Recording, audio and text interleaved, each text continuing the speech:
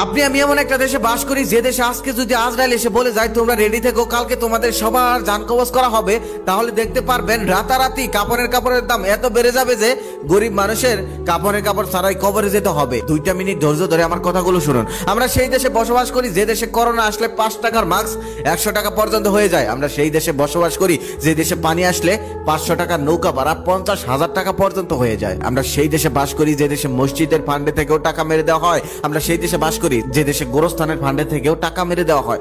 আমি এই কথাগুলো বানিয়ে বলছি না, সে অনেক বছর আগের কথা, তখন আমি ছোট। মসজিদ কমিটির সভাপতির সাথে আর গোরস্থান কমিটির সভাপতির সাথে ঝগড়া লাগছে।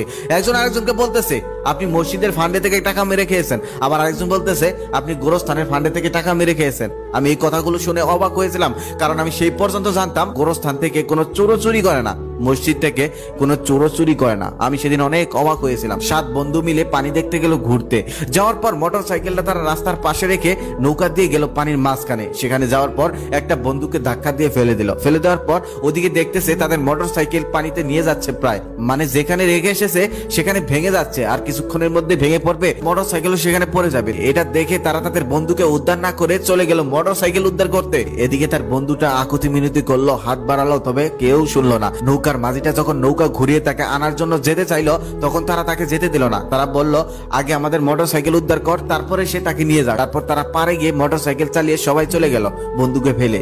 বন্ধুটা মারা গেল। 3 দিন পর তার লাশ উদ্ধার হয়েছে। একটা মানুষের থেকে মোটর সাইকেলের মূল্য অনেক বেশি, তাই না? তাই তো আমরা বাঙালি, আমাদের কাছে এমনটা হতে পারে।